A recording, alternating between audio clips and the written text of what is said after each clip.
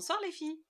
Bonsoir Nicole. Bonsoir Stéphanie. Les filles, je vous présente Nicole qui est notre prothésiste ongulaire, notre experte, et aussi en produits bien-être. Quand je dis produits, c'est soins, bien-être, prendre soin de soi pour une meilleure relaxation, une meilleure approche dans la vie de tous les jours. Et au naturel. Et au naturel, c'est important.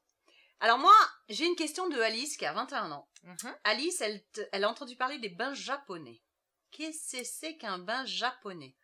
Alors, le bain japonais. Historiquement parlant, les bains japonais sont des sources d'eau très chaudes. D'accord. Qu'il y avait au Japon, qui ont été ensuite... alors, ça s'appelle des fourreaux au Japon, et l'eau y est extrêmement chaude. Donc, ça invite à la relaxation pour pouvoir ensuite partir en méditation. Voilà, ça aide vraiment à relaxer le corps, à ouvrir les pores et emmener la personne sur la voie de la méditation. Les Japonais, ancestralement parlant, prenaient d'abord des bains très chauds avant effectivement d'entrer en méditation et de pratiquer leur religion qui est le Tao au Japon. D'accord. Donc, effectivement, nous au Sakura, on a installé un bain japonais à la mode occidentale, puisque évidemment un bain à 45 degrés, je ne suis pas sûre que tout le monde soit fan. Jamais. Voilà, donc on a créé effectivement ce bain qui est une grande baignoire en bois qui fait 1,50 m sur 2 mètres, donc on y est très à l'aise, où l'eau est à maximum 37-38. Et quand même. Oui, quand mais ça ramollit les peaux. Ah, mais qu'est-ce que ça fait du bien.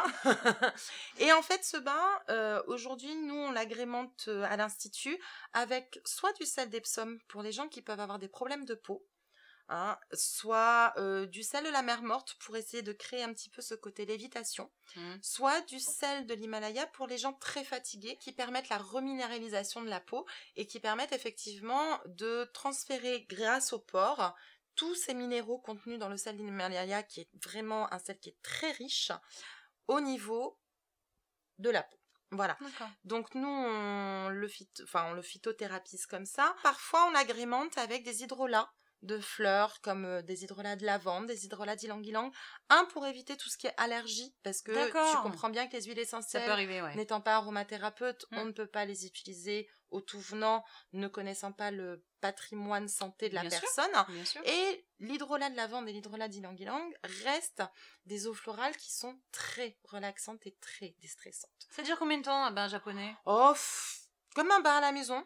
10-15 minutes. Le top, c'est 15 minutes. Moi, mon bain, il dure 4 minutes 30 en main. Donc, c'est pour ça que je te pose la question. Il y en a qui restent 1h30 jusqu'à ce que l'eau ne glace et que ça te réveille. Alors, chez moi, l'eau ne glace pas, puisqu'il faut savoir que le bain retient la chaleur. Donc, l'eau du bain ne retombe jamais. Elle reste trop en température. Et en plus, on a un réchauffeur derrière qui nous permet d'avoir, en fait, de l'eau qui est réchauffée au fur et à mesure. Voilà. Ah bah dis donc, ce n'est pas de l'eau chaude, si Alice ne sait toujours... Oui, c'est ça, voilà, c'est ça. Voilà. Si Alice ne sait toujours pas ce que c'est qu'un bain japonais, il faut qu'elle Ikipea. Je vais t'appeler docteur Ikipea. Les filles, je vous souhaite une très bonne soirée. Nicole, merci beaucoup. Je t'en prie. À bientôt les filles. Bonne soirée. Bonne Salut. soirée.